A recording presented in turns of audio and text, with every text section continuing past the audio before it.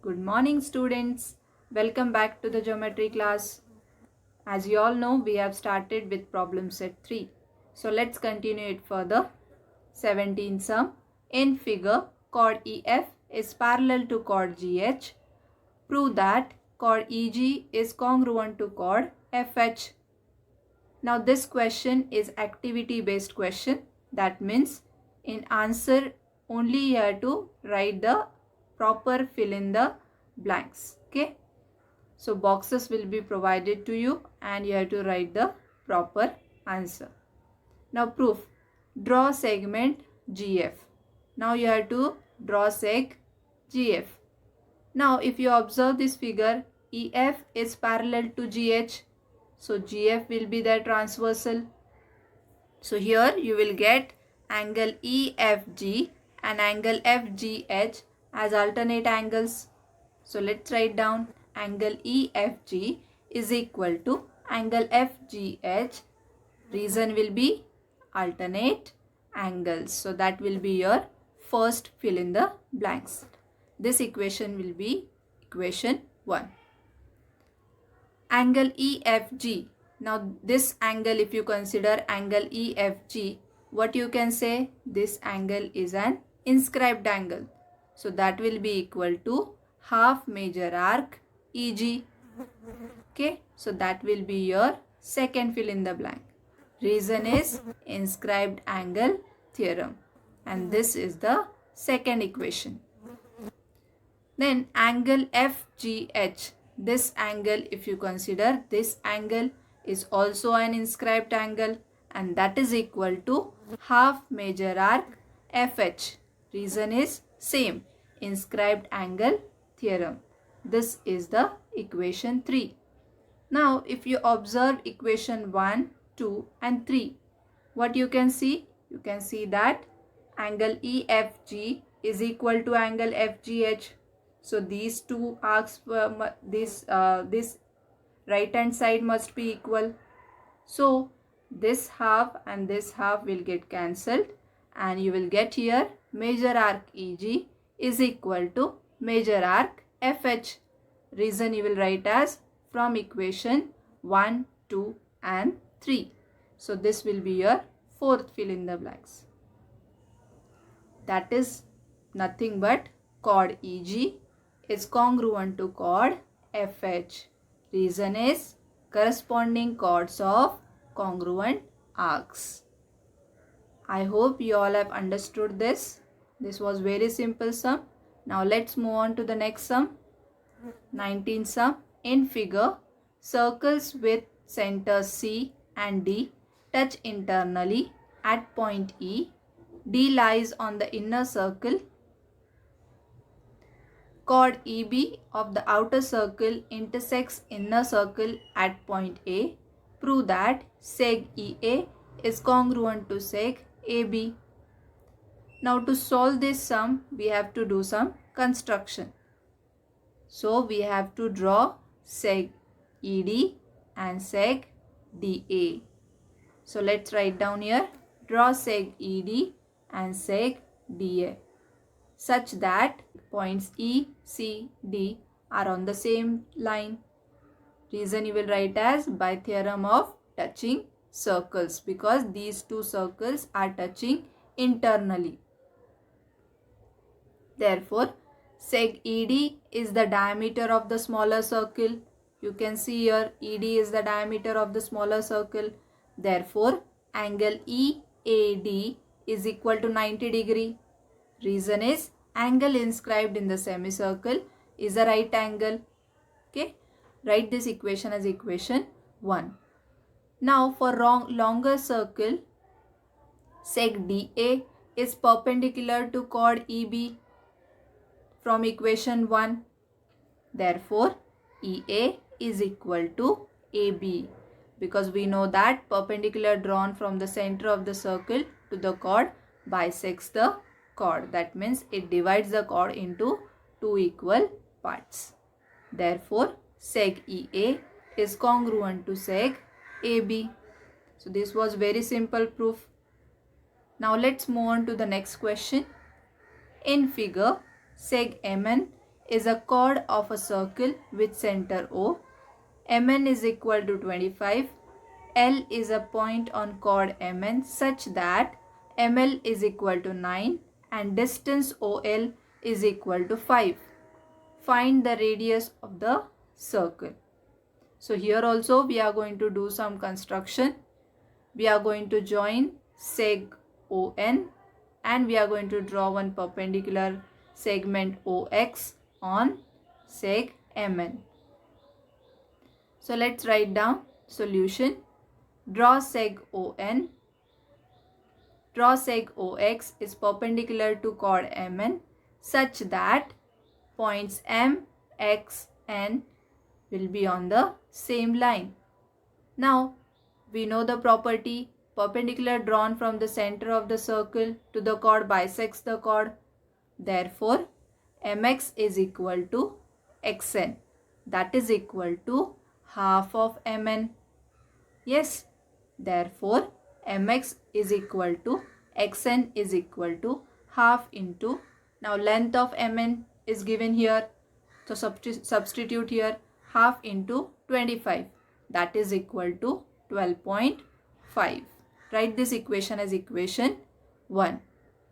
Now you can write here ML plus LX is equal to MX. Yes, because we have written here points M, L, X are on the same line. Now substitute here. ML is 9. So 9 plus LX is equal to 12.5. Reason is from equation 1. Therefore, Lx is equal to 12.5 minus 9, that is equal to 3.5. Now you have to consider triangle OXL. So if this triangle you can consider, in this triangle angle OXL is of 90 degree. Because of construction we have drawn perpendicular segment. Therefore we can apply here Pythagoras theorem. So OL square is equal to OX square plus LX square. Now substitute the values. OL is 5. So 5 square is equal to OX square plus 3.5 bracket square. Now shift this 3.5 square to the other side. You will get 5 square minus 3.5 square. Therefore OX square is equal to 25 minus 12.25. Therefore OX square is equal to 12.75. This is your equation 2. Now you have to consider other triangle. Triangle OXN. In this triangle again angle OXN is of 90 degree because of construction. Therefore again you have to apply Pythagoras theorem. You will get ON square is equal to OX square plus XN square.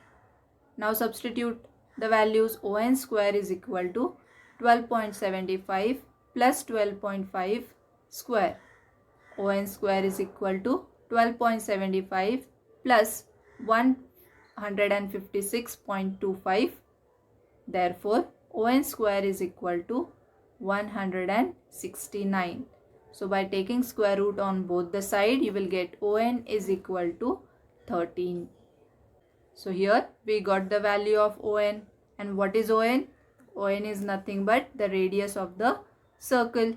So your final answer is radius of the circle is 13. So I hope you all have understood this. This was very simple sum.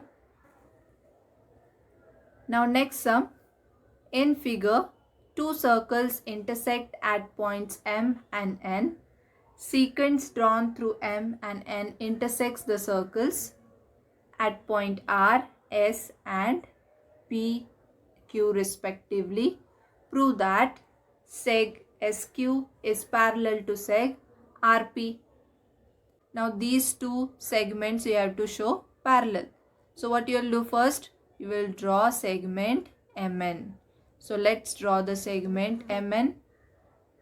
Now after drawing this segment MN, what you will get here? You will get one quadrilateral. So quadrilateral MRPN is cyclic. Yes. So you can write angle MNQ. This angle is an exterior angle for this quadrilateral. So angle MNQ is its exterior angle. Therefore, angle MNQ is equal to angle MRP. Write this equation as equation 1, and reason you will write as corollary of cyclic quadrilateral theorem. So for that, I told you have to remember all the statements of the theorems and corollaries we have done in this lesson. Now, quadrilateral MNQS is cyclic. So we know that by cyclic quadrilateral theorem, the opposite angles of cyclic quadrilateral are supplementary. Therefore, we will write here angle MNQ plus angle MSQ is equal to 180 degree. Theorem of cyclic quadrilateral. Now, in the equation 1, we have written that angle MNQ is equal to angle MRP. So, instead of MNQ, we can write MRP. So, angle MRP plus angle MSQ is equal to 180 degree. Reason is from equation 1. Now, angle MRP, instead of angle MRP, we can write angle SRP, because we know that points R, M, S are on the same line. Similarly, points P and Q are also in the same line. Therefore, angle SRP plus angle RSQ is equal to 180 degree. Reason is points R, M, S on the same line. Therefore, now angle SRP and angle RSQ, these two are interior angles, and if interior angles are supplementary, we can write these two lines are parallel. So therefore, SQ is parallel to seg RP. Reason is interior angles test for parallel lines. Okay, so hence we have proved. Now let's move on to the next question. This is the last question from your problem set. In figure, seg AD is perpendicular to seg BC. Seg BE is perpendicular to side AC. Seg CF is perpendicular to side AB. Point O is the orthocenter. Prove that point O is the incenter of triangle DEF. So here we have to prove that point O is the incenter of triangle DEF. So let's first draw triangle DEF. Join segment EF, seg DF and seg DE. Now here we got triangle DEF. Now what is the meaning of incenter? Yes, incenter is nothing but the center of this triangle. Or in other words, we can define this incenter as if you draw a circle touching all the three sides of this triangle internally, then the center of that circle is called as incenter of triangle DEF. Okay. Now, seg AD is perpendicular to side BC, seg BE is perpendicular to side AC, and seg CF is perpendicular to side AB. It is given to us. Write this equation as equation 1. Now, as these segments are perpendicular, we have angle BFC is equal to angle BEC is equal to 90 degree from equation 1. Now, if you consider this line BC, what you can say? This angle BFC and angle BEC lie on the same side of this line BC. Therefore, points B and C subtend equal angles at two distinct points F and E, which lie on the same side of the line. So what we can say here? Yes, points B, F, E, C are concyclic. We have learned this property before. Okay. If you draw a circle passing through all the three sides of the triangle, and if you draw this angle FEB and angle FCB, if you consider these two angles, then what you can say, angle FEB is congruent to angle FCB, because these two inscribed angle in the same arc.